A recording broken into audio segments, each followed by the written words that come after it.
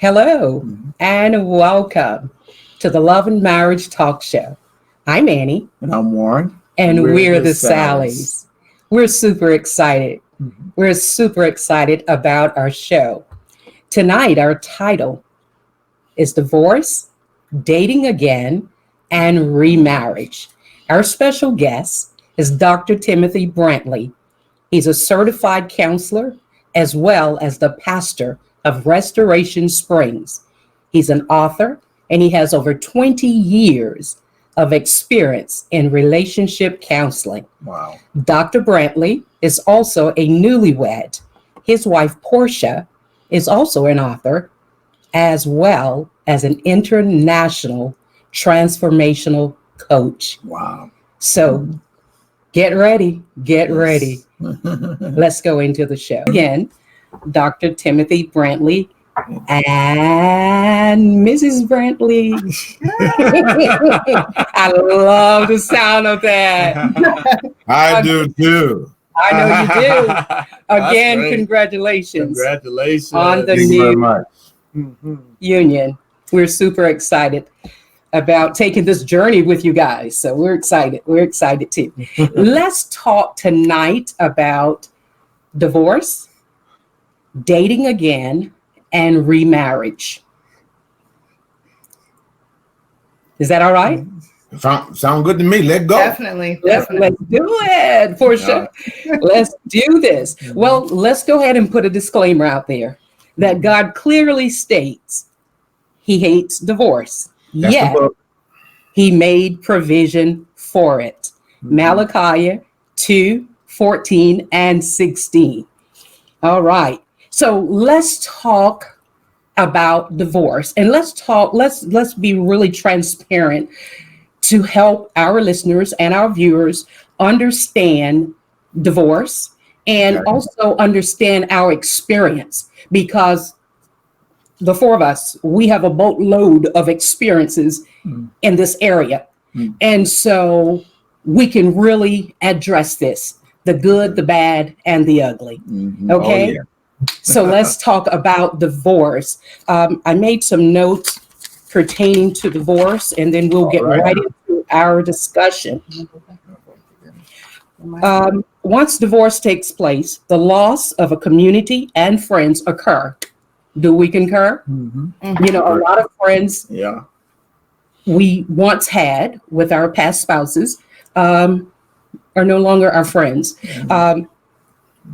Due to the fact it's hard to forge a new relationship when an old relationship breaks off. Was that your experience as well? Yeah. For the most part, you know, for me, it was a severance with my ex-wife's family per se, not with my kids. And I think that's a missing element that some men do.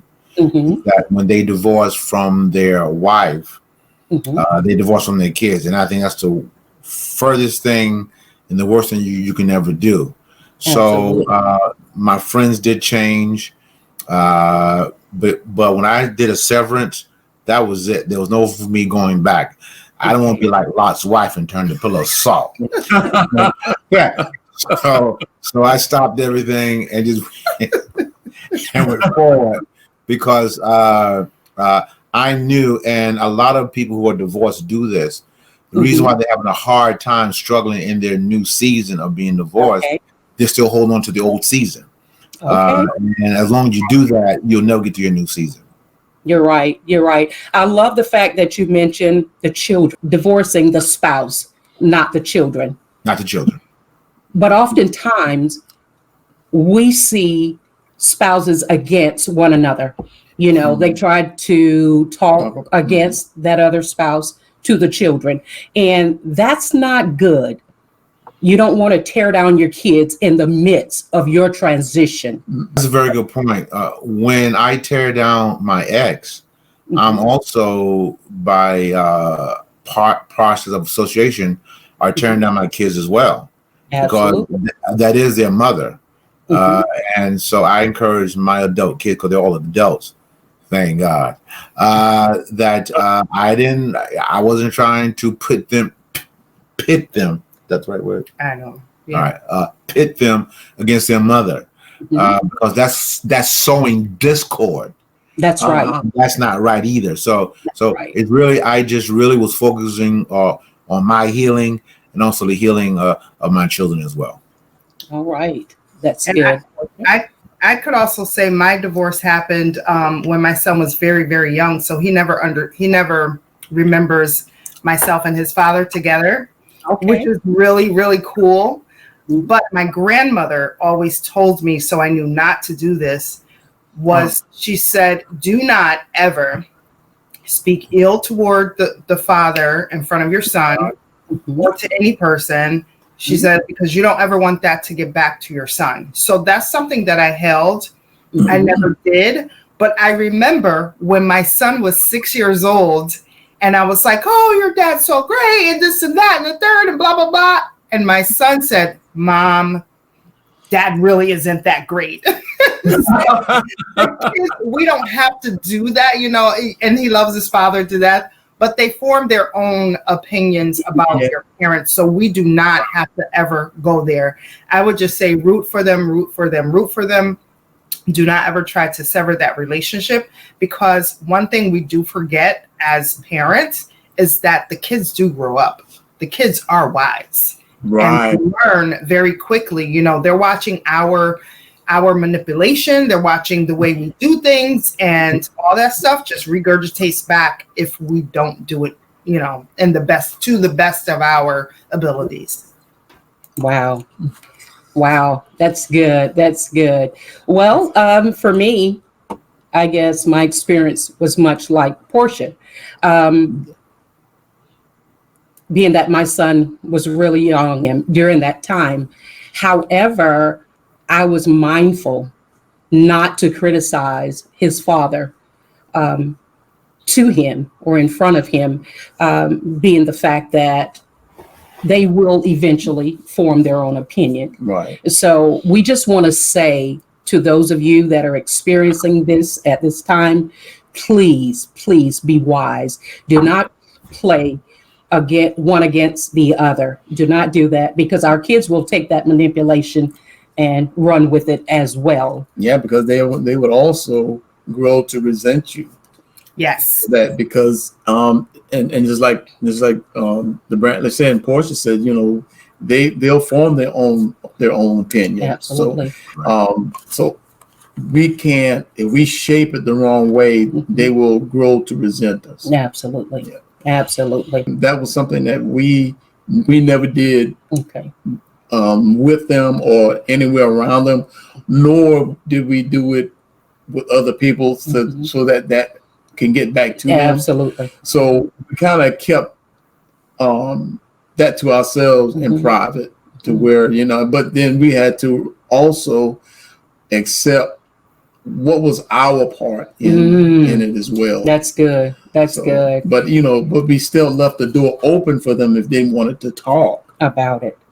So that's good. The divorce it's like a death, so we have to grieve the death of that spouse, whether it's good or bad.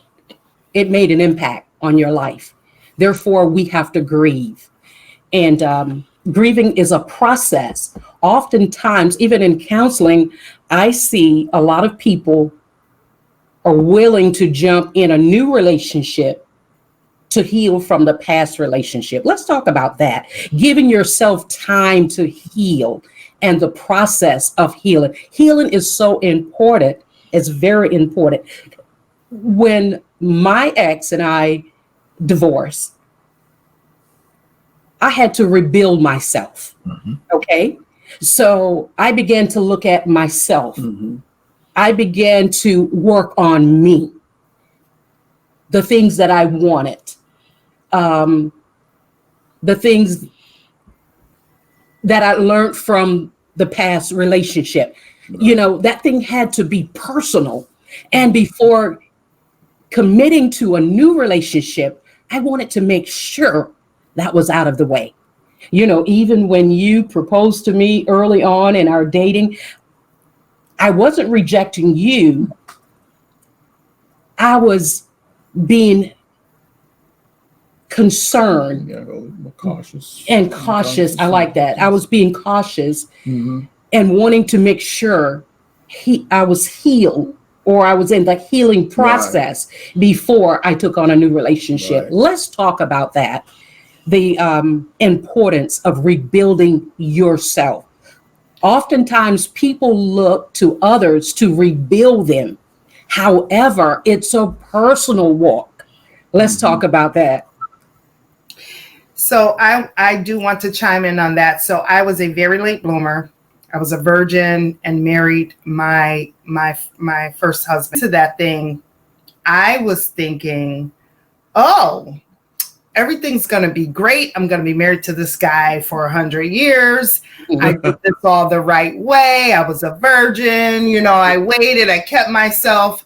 Well, as my grandmother said, do not marry that man until you have, you know, until you're with him intimately. Yes. And when we did, going into the relationship, never comfortable, but also not understanding the young man at that time, he needs to get it in. Me coming from a very virgin world, I never want it. You know, I'm not wanting it. I'm not, you know, that hormonal that I need to have it. I missed a big sexuality portion of my life where I should have been contributing to that thing. And I wasn't. Now, after my divorce, because we were married just long enough, we were together for a long time, but married long enough to just to have my child, our child. And once that was over, it's like, man, I'm too young. He was already, you know, he was cheating, which he probably already was cheating anyway, because we were together 9 years. I was never giving him any. So it's like, the boy is young. He's out there getting his groove on. And of course, you know, I'm the last one to know, and the community knew everything about it. So when I got out of that, I was like, man, that year I was turning 28, and I was like, freak this, forget being a virgin and all that. I'm going to sow my oats and I'm going to have a great time. Well, I did. And my father was like, a woman can't do what a man does. A woman can't do what a man does. Man, I tell you what, 2.5 years later, I was like, man, this is a lot. I am done. I've learned sexuality. I've learned how to be outside of, you know, a marriage. And I did that a lot because I was really pissed off. I was like, this thing was supposed to work. I was a virgin. What happened to all this, you know, religion that everybody taught me? Oh, this is going to last. You're such a pure soul. No, you need to get some learning, boo-boo. And so I learned throughout my years. But then it was a very long time. It was a very long time that before I was really with someone again. So number one, I was pissed off because all those years of not getting it again, after having it now, I understood what my ex, you know, needed. I understood how the sexualities was so important. So I went through a lot of time, and I will tell you this, I have books because I was so devastated. I have books that I've written and published because I was trying to find myself, trying to find the spirituality in it all, trying to locate the sense in it all. And later, of course, with maturity, it all made sense to me.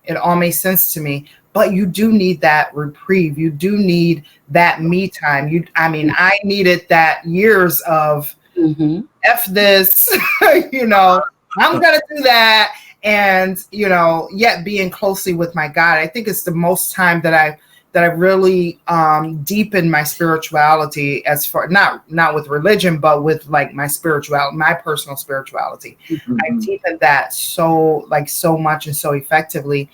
And then I saw where I was wrong in my relationship. I saw where I was like, I went into this thing so blinded, not really understanding the sexualities, what a young man needs at that time, what I needed, what I wanted.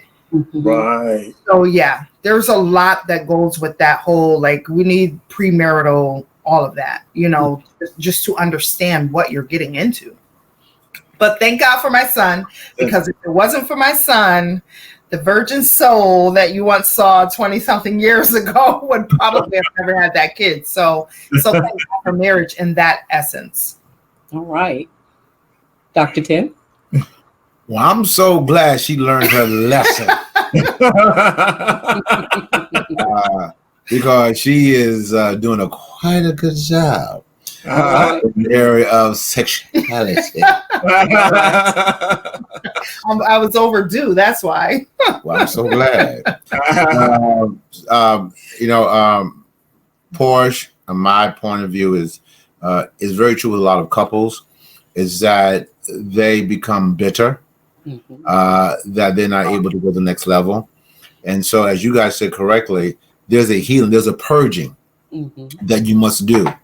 I had a 3-year purging, well, a little more than that, but 3-year purging from my ex to make sure it was out of me. And so that's a very powerful point. Yes. And that's why people, and I'll be nice because church folks listening, but a lot of women that go from anatomy to anatomy to anatomy to anatomy, trying to find something that really they need to work on themselves. Right. Absolutely. And then as you see yourselves and you get that stuff out of your system, which I needed to do, then because if I didn't do that, I could not be ready for a queen.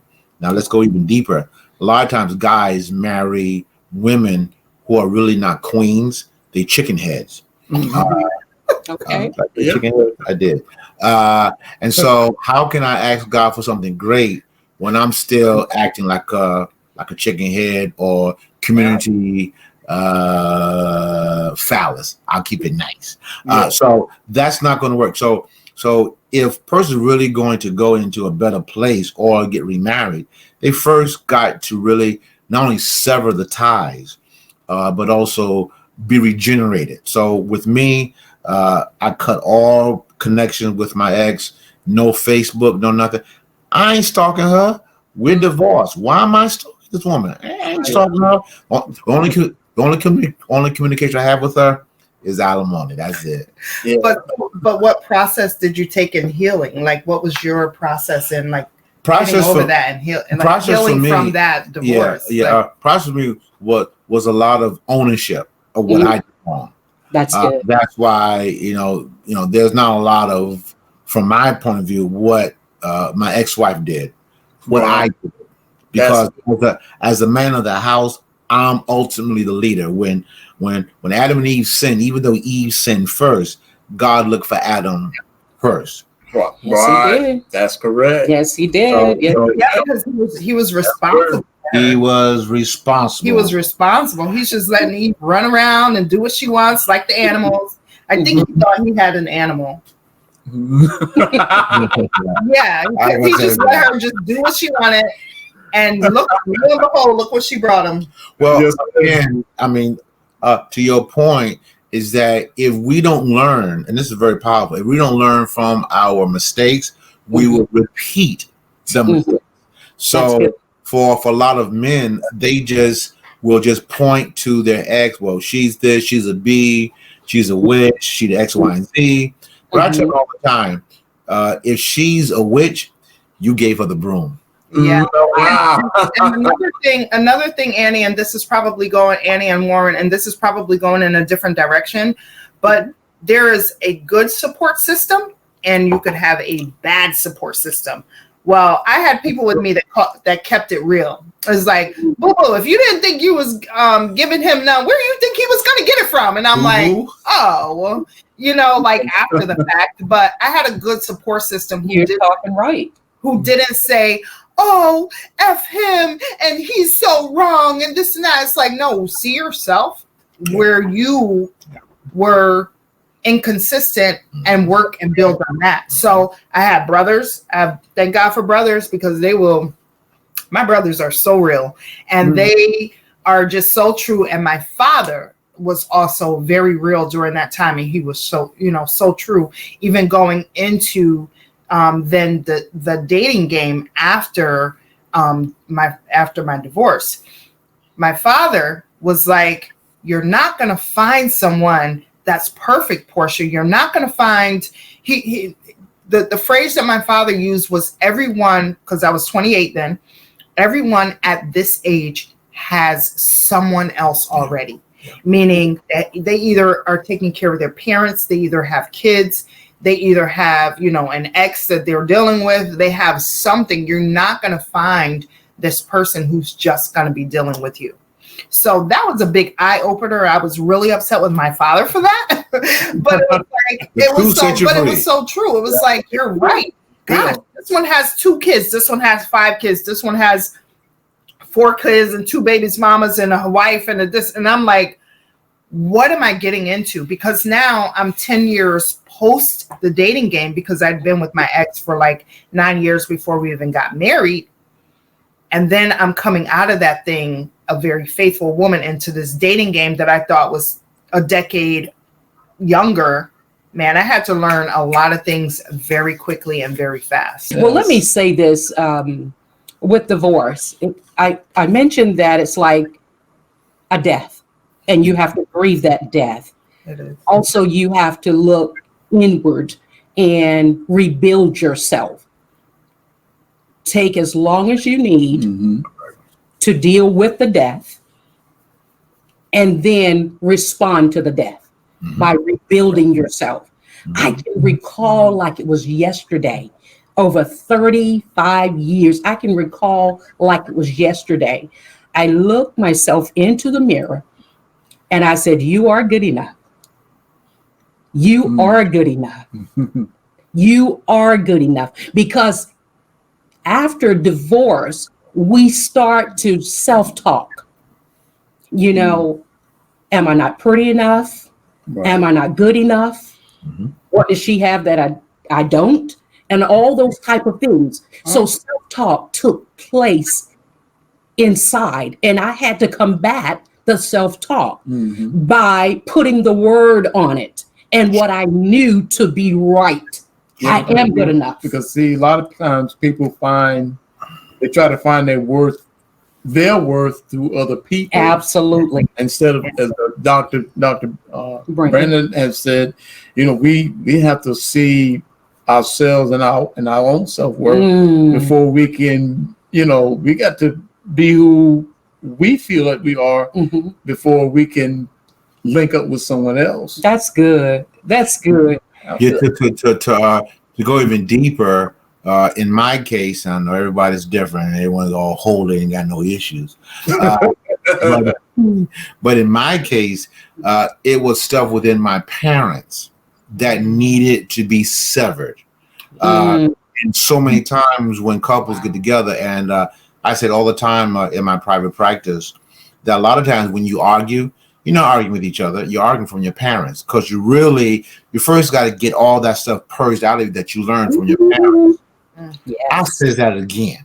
All right. Because if you don't get that stuff purged, you will bring that cycle or that familiar spirit or that demonic mind into the marriage. And that's what I did in my first marriage. And I didn't really recognize until later on in life. I was arguing like my father, and I was treating my ex-wife like my father treated my mother. So I was just redoing what I saw, what you knew. So a lot of couples don't understand that when you get married, the first thing, the first couple of months of any discord, of any disagreement, is really coming from your parents, because that's what you learn. And if you're not careful, you continue that process. That's why in premarital counseling, I always ask my clients, how were your parents? What did you see? And usually what they saw, they will, here's a key word, regurgitate. They'll go back to the vomit. And I will say this just from a coaching aspect, because when I do coach people that are thinking about getting married, I always go through an unburdening process with them. That's a good word. Kind of going through the bloodline of things that they do not want in their relationships. That they've both seen. Right. They usually recognize it because they're going very deep within themselves, and they'll say, well, my mother and my father did this, and I don't want to do this in my relationship. And we go through an unburdening process, and we get rid of those things, and we invite the good attributes that they want into their relationship going forward. So that's a way of, denouncing and getting rid of and just kind of breaking that bloodline of a thing so that it doesn't echo back when the couples are having a conversation about something, like you said, that it's not even their argument. It's other people's argument. Correct. Correct. But it's echoing back because it brings back a memory of one of their parts. And they're like, and it's like, is this really your argument? Whose argument does this belong to? And a lot of times in coaching, transformation coaching, heart work coaching, people will understand, you know what? I saw my mother's mother do this. And so, we began to unburden those things. That's good. I'm glad you brought that out. As you mentioned, getting married early, I did as well. And therefore, I had, and Dr. Tim mentioned it as well, our parents teach us how to be. Right. They're our first teachers. And so what we see, we emulate. Right. And I knew straight off what I did not want. However, in my mind, I created a Harlequin romance that was supposed to last. I created a lifetime love affair that was supposed to last, which was very unrealistic. I put unrealistic expectation on my ex. He was supposed to model my father when it came to being the head of the house and carrying out those responsibilities.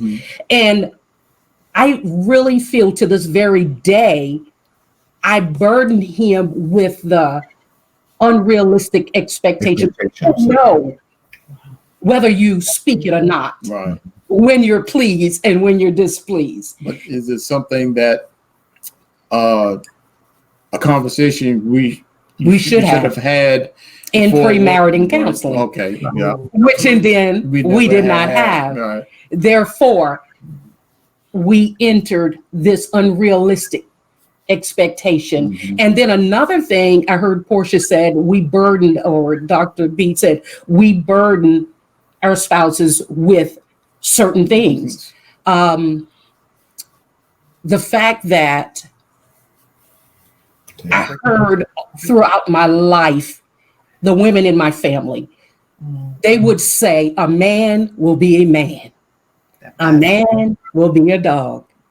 And I said to myself early on, I'm not going to take that.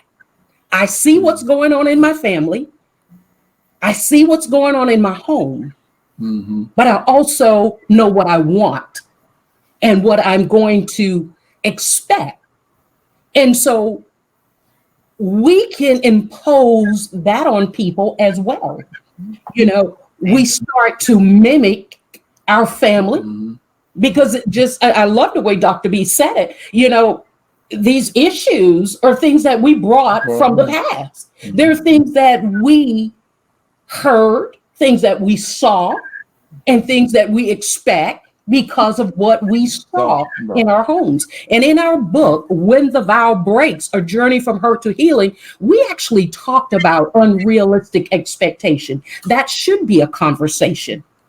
And we should go to, and you should go to premarital counseling and get some insight onto marriage. Being the fact that we got married early, such as we both got married early, and Portia mentioned getting married early. We didn't know what to expect. I thought if I clean the house, if I clean the house, if I be a good wife, that was it. Well, people made up differently.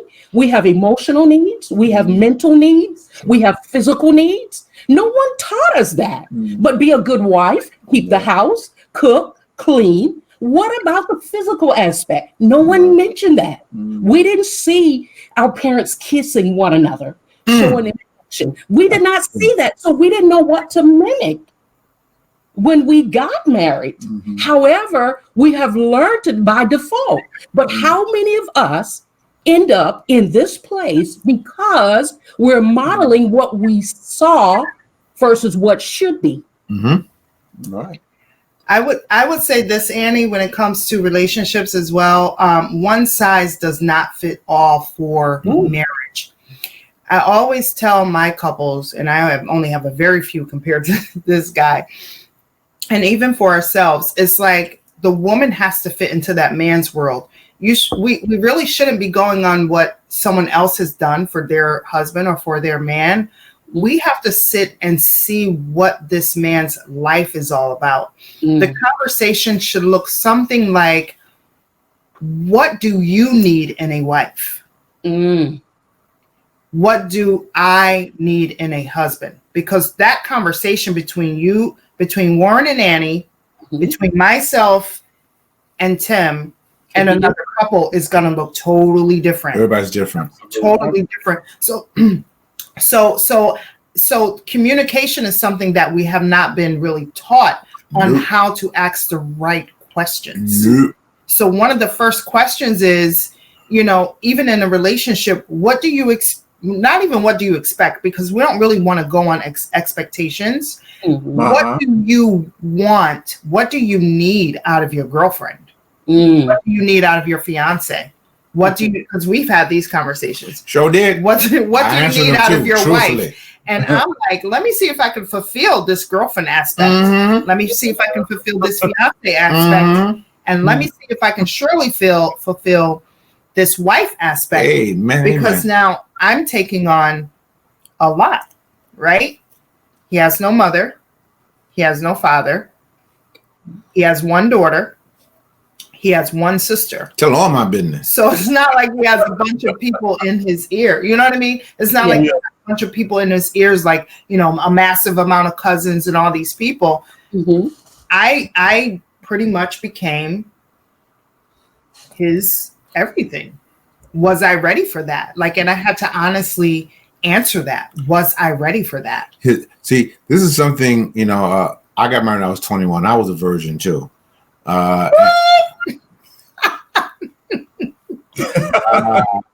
Annie, to your point, the church is in a very bad job in counseling for couples. I concur. They don't talk about relationship. They sure enough don't talk about sex. And so when people get together, they don't have a clue. And so it's really what Portia said. And I'm going to tag on to what Mrs. Brantley said. I like how that sounds, Mrs. Brantley. Go ahead. Mrs. Brantley. That's why dating is so important, because I need to see how you act as a friend, how you act as a girlfriend, how you act as a fiance.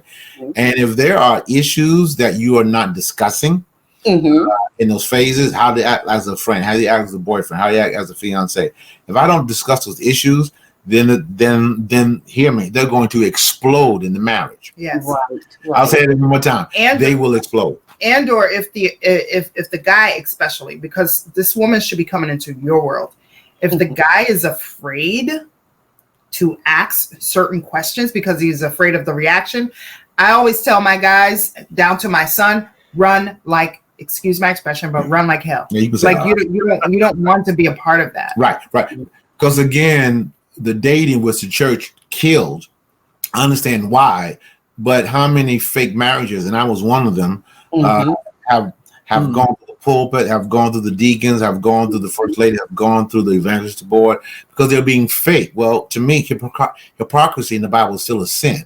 So you are not being real with one. Back to what Portia said, well, you're not being real by not being honest with your expectations. That's right. Or with what you need more. What you need, just with what you need, it's not going to work. Like I told Portia when I first started to really check out her DNA, that I was not looking for a first lady. I was looking for a wife. And I was like, oh, boo boo, I got that one check off. I love that. I love that you said that. Check. I got that one. What else you got? That was on lock, huh? That was on lock. So she doesn't have to fit into a mold.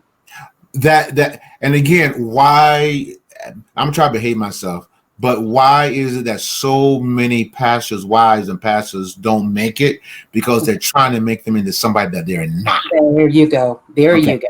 And so when you're trying to make me something that I'm not, and when I make the ministry more important than the marriage, which is a sin to me, it's going to fail. That's good. That's good. That's so good. And for you church folks, this is bubbly. This is apple cider. All right. For you church folk, I don't have apple cider. All right. Guys, this discussion is everything. You know, talking about the aftermath of divorce. Well, divorce and the aftermath. And we've touched base on everything. And I know that we're blessing people that are going through divorce.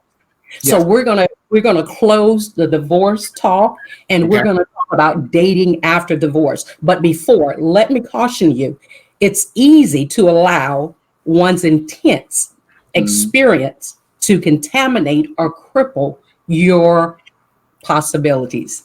So do not allow your experience to cripple your possibility.